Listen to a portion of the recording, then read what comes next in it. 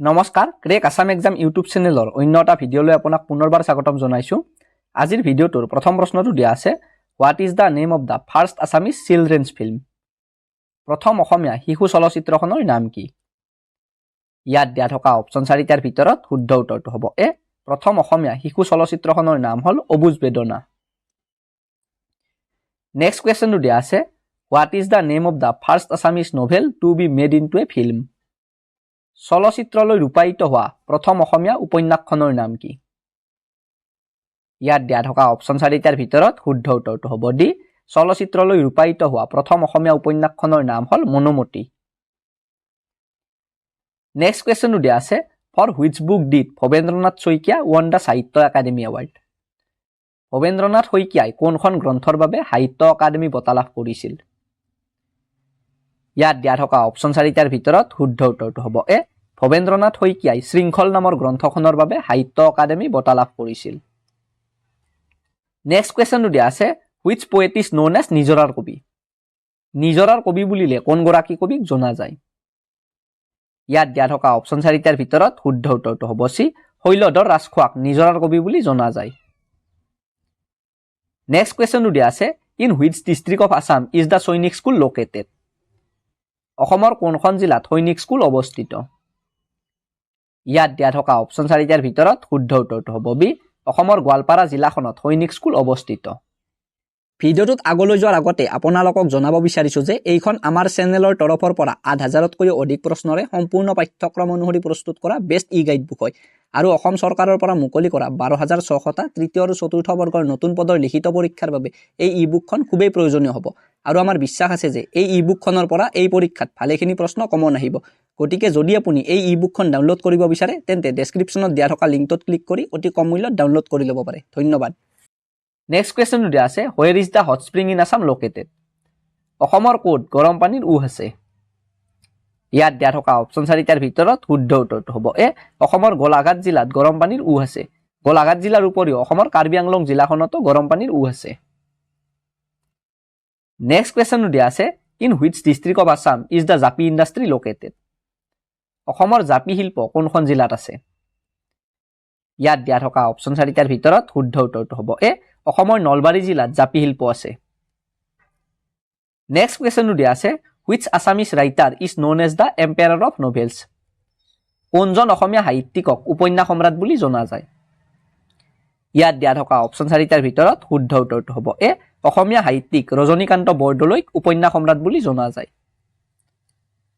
Next কুৱেশ্যনটো দিয়া আছে what is the name of the first Assamese satirical magazine.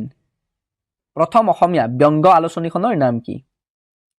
ইয়াত দিয়া থকা অপচন 4টাৰ ভিতৰত শুদ্ধ উত্তৰটো হ'ব বি। প্ৰথম অসমীয়া ব্যংগ আলোচনীখনৰ নাম হ'ল কাৰ্টুন। নেক্সট কুৱেশ্যনটো দিয়া আছে what is the name of the first Assamese novel two win the Jnanpith award. Jnanpith বঁটা লাভ কৰা প্ৰথম অসমীয়া উপন্যাসখনৰ নাম কি? ইয়াত দিয়া থকা অপচন 4টাৰ ভিতৰত শুদ্ধ উত্তৰটো হ'ব এ। জ্ঞানপীঠ বঁটা লাভ কৰা প্ৰথম অসমীয়া উপন্যাসখনৰ নাম হ'ল মৃত্যুঞ্জয়। নেক্সট কুৱেশ্যনটো দিয়া আছে what is the name of the artist who made his co-acting debut in Assam. অসমত সহ অভিনয়ৰ পাতনি মেলা শিল্পীগৰাকীৰ নাম কি? ইয়াত দিয়া থকা অপচন 4টাৰ ভিতৰত শুদ্ধ উত্তৰটো হ'ব বি। অসমত সহ অভিনয়ৰ পাতনি মেলা শিল্পীগৰাকীৰ নাম হ'ল ব্ৰজ শৰ্মা। নেক্সট কুৱেশ্যনটো দিয়া আছে who was the first president of the Assam football association. Assam football সন্থাৰ প্ৰথমগৰাকী সভাপতি কোন আছিল? ইয়াত দিয়া থকা অপচন 4টাৰ ভিতৰত শুদ্ধ উত্তৰটো হ'ব বি। অসম ফুটবল সন্থাৰ প্ৰথমগৰাকী সভাপতি আছিল ফখৰুদ্দিন আলী আহমেদ। নেক্সট কুৱেশ্যনটো দিয়া আছে the Dead Sea is located between which two countries. মৃত সাগৰ কোন দুখন দেশৰ মাজত অৱস্থিত? ইয়াত দিয়া থকা অপচন 4টাৰ ভিতৰত শুদ্ধ উত্তৰটো হ'ব ডি। মৃত সাগৰ জৰ্ডান আৰু ইজৰাইল দেশ দুখনৰ মাজত অৱস্থিত। নেক্সট কুৱেশ্যনটো দিয়া আছে the mysterious place called the Bermuda Triangle is located in which ocean. Bermuda Triangle নামৰ ৰহস্যময় ঠাইখন কোনখন মহাসাগৰত অৱস্থিত? ইয়াত দিয়া থকা অপচন 4টাৰ ভিতৰত শুদ্ধ উত্তৰটো হ'ব চি। বাৰ্মুডা ট্ৰায়েংগল নামৰ ৰহস্যময় ঠাইখন আটলাণ্টিক মহাসাগৰত অৱস্থিত। নেক্সট কুৱেশ্যনটো দিয়া আছে who was the first captain of the Indian ODI cricket team. ভাৰতীয় এদিনীয়া ক্ৰিকেট দলৰ প্ৰথম অধিনায়ক কোন আছিল? ইয়াত দিয়া থকা অপশ্যন 4টাৰ ভিতৰত শুদ্ধ উত্তৰটো হ'ব এ ভাৰতীয় এদিনীয়া ক্ৰিকেট দলৰ প্ৰথম অধিনায়কগৰাকী আছিল অজিত ৱাডেকাৰ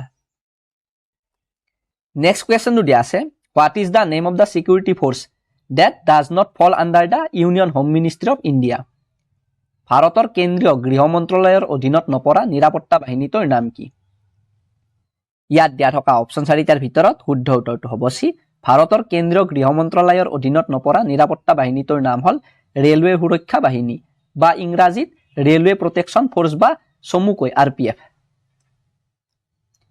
নেক্সট কুৱেশ্যনটো দিয়া আছে Mary Kom is a resident of which Indian state Mary Kom ভাৰতৰ কোনখন ৰাজ্যৰ বাসিন্দা ইয়াত দিয়া থকা অপশ্যন 4টাৰ ভিতৰত শুদ্ধ উত্তৰটো হ'ব এ মেৰী কম ভাৰতৰ মণিপুৰ ৰাজ্যখনৰ বাসিন্দা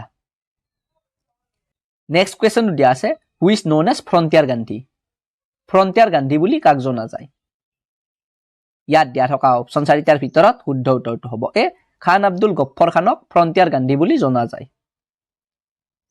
নেক্সট কুৱেশ্যনটো দিয়া আছে who is known as father of all India services সৰ্বভাৰতীয় সেৱাৰ পিতৃ বুলি কাক জনা যায় ইয়াত দিয়া থকা অপশ্যন 4টাৰ ভিতৰত শুদ্ধ উত্তৰটো হ'ব বি চৰ্দাৰ বল্লভভাই পেটেলক সৰ্বভাৰতীয় সেৱাৰ পিতৃ বুলি জনা যায় নেক্সট কুৱেশ্যনটো দিয়া আছে who was the first Indian to win the Nobel prize Nobel বঁটা বিজয়ী প্ৰথমগৰাকী ভাৰতীয় কোন আছিল ইয়াত দিয়া থকা অপশ্যন 4টাৰ ভিতৰত শুদ্ধ উত্তৰটো হ'ব এ নোবেল বঁটা বিজয়ী প্ৰথমগৰাকী ভাৰতীয় আছিল ৰবীন্দ্ৰনাথ ঠাকুৰ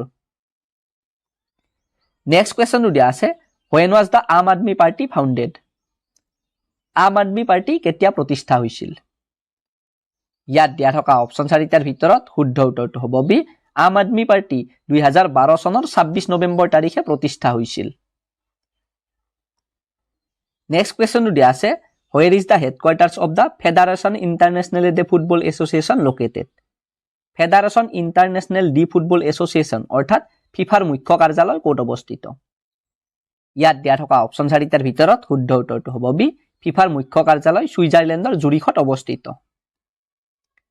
নেক্সট কুৱেশ্যনটো দিয়া আছে when is Human Rights Day celebrated every year প্ৰতি বছৰে মানৱ অধিকাৰ দিৱস কেতিয়া পালন কৰা হয় ইয়াত দিয়া থকা অপশ্যন 4টাৰ ভিতৰত শুদ্ধ উত্তৰটো হ'ব বি প্ৰতি বছৰে 10 ডিচেম্বৰ তাৰিখটোত বিশ্ব মানৱ অধিকাৰ দিৱস হিচাপে পালন কৰা হয় নেক্সট কুৱেশ্যনটো দিয়া আছে what is the traditional dance of Orissa উৰিষ্যাৰ পৰম্পৰাগত নৃত্যটো কি ইয়াত দিয়া থকা অপশ্যন 4টাৰ ভিতৰত শুদ্ধ উত্তৰটো হ'ব এ উৰিষ্যাৰ পৰম্পৰাগত নৃত্যটোৰ নাম হ'ল ছাউ নৃত্য